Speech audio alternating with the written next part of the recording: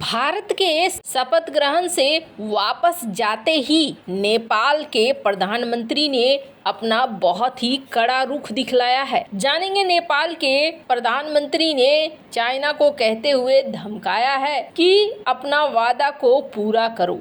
जानेंगे क्या है मामला। तो वहीं दूसरी तरफ भारतीय इकोनॉमी को लेकर वर्ल्ड बैंक ने एक बड़ा खुलासा किया। अगले 3 साल में क्या होने वाला है। जियोपॉलिटिक्स में बहुत कुछ चल रहा है, जानने को मिलेगा बहुत कुछ। आइए जानते हैं इन खबरों को विस्तार से। नेपाल सरकार चीन के कोरे वादों से परेशान है और अब इस पूरे मुद्दे को जिनपिंग सरकार से उठाने की तैयारी है। नेपाल और चीन के बीच में 16वें दौर की राजनयिक बातचीत होने जा रही है। बताया जा रहा है कि 25 जून को दोनों देशों के बीच ये बातचीत होगी। चीन के उप विदेश मंत्री सुन वेईडोंग इस बैठक के लिए काठमांडू आएंगे। नेपाल के विदेश मंत्री नारायण काजी श्रेष्ठ ने कहा है कि इस बैठक में चीन और नेपाल के बीच सभी मुद्दों पर बात होगी। उन्होंने कहा कि इसमें पहले हुए कई समझौतों को पूरा करने के लिए चीन से कहा जाएगा। माना जा रहा है कि इसमें सबसे अहम सीमा विवाद है। चीन ने नेपाल के कई इलाकों पर कब्जा कर रखा है और उसे इसके पोल खुलने का डर है।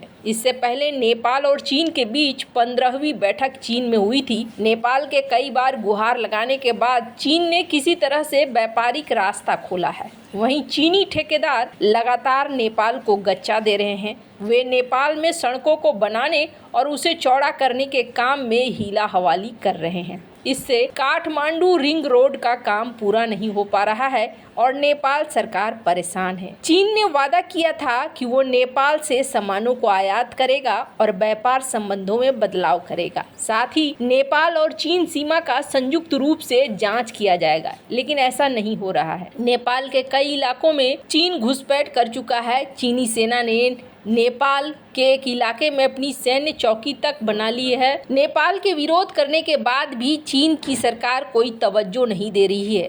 इस बैठक के दौरान नेपाल व्यापार, पारगमन, कनेक्टिविटी, निवेश, स्वास्थ्य, टूरिज्म, गरीबी उन्मूलन, आपदा प्रबंधन, शिक्षा, संस्कृति आदि पर भी बातचीत होगी। वहीं चीन ने अभी तक नहीं बताया है कि वो किन मुद्दों पर फोकस करने जा रहा है। प्रचंड की चीन यात्रा के दौरान सीमा के संयुक्त निरीक्षण पर सहमति बनी थी। नेपाली पक्ष ने इसकी पूरी तरीके से तैयारी कर ली है और चीन से गुहार लगा रहा है कि वो भी साथ आए। वहीं सर्वे विभाग के मुताबिक चीनी पक्ष सहमति के बाद भी सीमा के संयुक्त निगरानी से भाग रहे हैं। नेपाल और चीन के बीच सीमा 1439 किलोमीटर लंबी है। दोनों देशों के बीच सीमा प्रोटोकॉल पर 20 जनवरी 1963 को समझौता हुआ था। साल 2011 से ही यह बंद है। अभी तक इस पर कोई प्रगति नहीं हुई है। पिछले साल प्रचंड की चीन यात्रा के दौरान सीमा प्रबंधन सिस्टम को लेकर जल्द से जल्द समझौता करने पर सहमति बनी थी। यही नहीं, नेपाल में चीन के फंड किए गए कई प्रोजेक्ट लटके हुए हैं और बीजिंग उसे आगे नहीं बढ़ा रहा है। इस बीच चीन के डिप्टी स्पीकर अब शुक्रवार को नेपाल आ रहे हैं। उनके साथ लंबी चौड़ी अधिकारियों की फौज है। उन्हें चीन के सत्तारूढ़ कम्युनिस्ट पार्टी में काफी प्रभावशाली भी माना जाता है। ऐसा लगता है जैसे नेपाल के लिए मुश्किलें और भी ज्यादा बढ़ रही हैं। वैसे आपको बता दें, नेपाली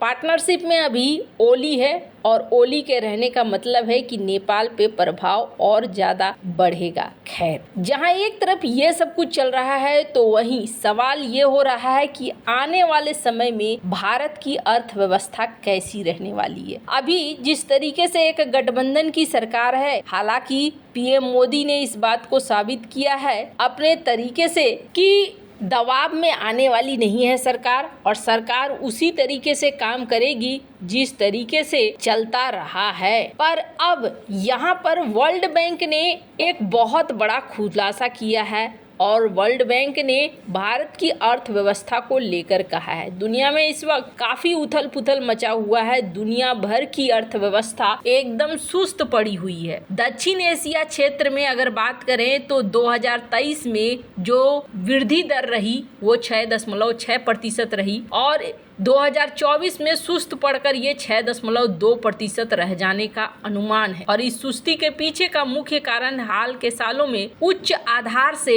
वृद्धि दर में आई नरमी होंगी। हालांकि विश्व बैंक ने ये कहा है कि 2025-2026 में दक्षिण एशिया के क्षेत्र की वृद्धि दर 6.2% रहने का अनुमान है और इस क्षेत्र के अन्य अर्थव्यवस्थाओं में बांग्लादेश में वृद्धि पिछले सालों की तुलना में थोड़ी सुस्त रह सकती है, जबकि पाकिस्तान और श्रीलंका में इसके मजबूत रहने की उम्मीद है। रिपोर्ट कहती है भारत दुनिया की सबसे बड़ी अर्थव्यवस्थाओं में सबसे तेजी से बढ़ने वाला देश बना रहेगा, लेकिन इसके विस्तार की रफ्तार धीमे होने की संभावना है। वित्त वर्ष 2023-24 में उच्च वृद्धि के बाद 2024-25 से शुरू होने वाले 3 वित्त वर्षों के लिए औसतन 6.7% प्रति वर्ष की स्थिर वृद्धि का अनुमान है। इस सुस्ती के लिए मुख्य रूप से उच्च आधार से निवेश में आई मंदी जिम्मेदार है। हालांकि निवेश वृद्धि अब भी पुराने अनुमान के तुलना में मजबूत रहने की उम्मीद है और पूर्वानुमान अवधि में मजबूत बनी रहेगी, जिसमें मजबूत सार्वजनिक निवेश के साथ निजी निवेश भी होगा।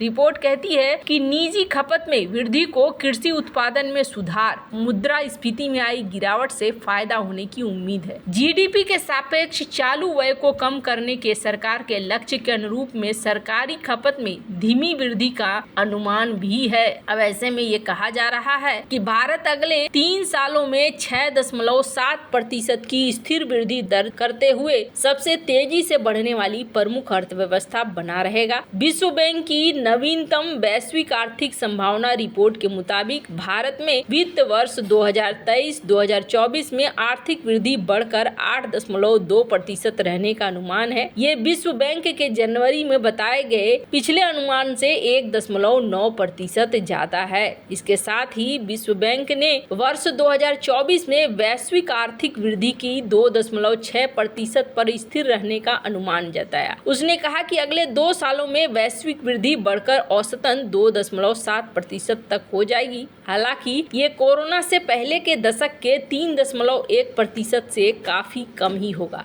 रिपोर्ट के मुताबिक इस पूर्वानुमान का मतलब है कि 2024-26 के दौरान दुनिया की 80% से अधिक आबादी और वैश्विक जीडीपी वाले देश कोरोना से पहले के दशक की तुलना में धीमी गति से बढ़ रहे हैं। कोरोना ने बहुत सारी समस्याएं खड़ी कर दी है। वैसे आपको बता दें, बहुत सारी चीजें बदलने वाली है। इकोनॉमी को लेकर जहां तक बात है, इस चीज को कहा जा रहा है कि वो इकोनॉमिक ग्रोथ भारत की वैसी ही बनी रहेगी अगर अभी तक की भी नीतियों को बदला नहीं जाए तो। द बैंकर का ये कहना है कि भारत के इलेक्शन रिजल्ट का असर इस वक्त नहीं पड़ने वाला है इकोनॉमी के ऊपर। इकोनॉमी जिस तरीके से चल रही है उसी तरीके से चलेगी, लेकिन आने वाले समय में देखना होगा कि क्या नीतियां बदलती हैं या फिर बैंकिंग बूम उसी तरीके से कंटिन्यू रहता है, क्योंकि अभी तक बैंकिंग बूम बहुत ही तेजी से कंटिन्यू रहा है। वैसे चीजें काफी हद तक